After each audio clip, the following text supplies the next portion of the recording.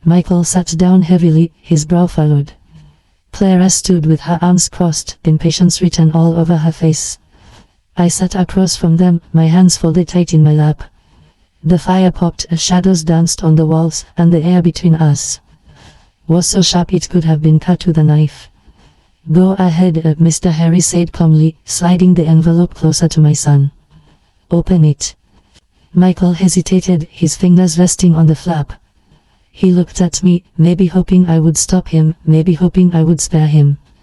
But I didn't. He finally tore it open, the papers spilled out like a flood. Deeds.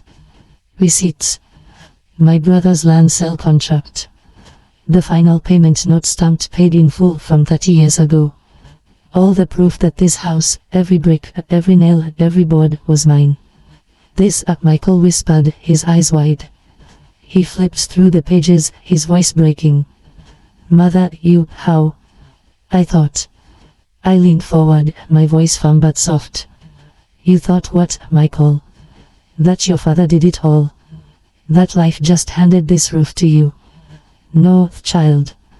I built this house with my hands, with nights of work and days of hunger. I gave up shoes so you could have boots in winter. I stitched until my fingers bled. And all these years, I carried the weight in silence, because I wanted you to feel safe." Clara's face turned pale.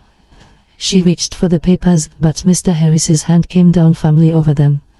"These aren't for you," he said. "This home belongs solely to Mrs. Whitman. Legally. Permanently." The room fell into silence. You could hear the clock ticking, each second dragging out the truth they didn't want to face. Michael put his face in his hands. His shoulders shook, not from anger, but from shame. Clara looked at him, then at me, but no words came. For once, her sharp tongue had nothing to say. And I sat back in my chair, feeling the weight of decades lift from me. My heart ached, yes, but it also... "Child, do you know what I told them next?" I looked at my son, at the boy I once cradled, and I said, "I don't tell you this to shame you, Michael. I tell you this because I want you to know the truth of sacrifice. Love is not loud. It is quiet. It hides in sleepless nights, in calloused hands, in hidden envelopes. Do not mistake silence for weakness. And do not mistake age for uselessness." Tears rolled down his face. He whispered, "I'm sorry, Mother." And in that moment, I believed him. But Clara, she turned and walked out of the room, her heels clicking down the hallway. Some hearts, child, take longer to soften. Some may never. That Christmas, I sat at the head of the table. Not because I demanded it, but because Michael pulled out the chair and placed me there himself. For the first time in years, I saw pride in his eyes, not pity, not annoyance, but pride. I watched my grandchildren pass the dishes, laughing, and though Clara's smile was thin, she said nothing. Sometimes, silence is its own surrender.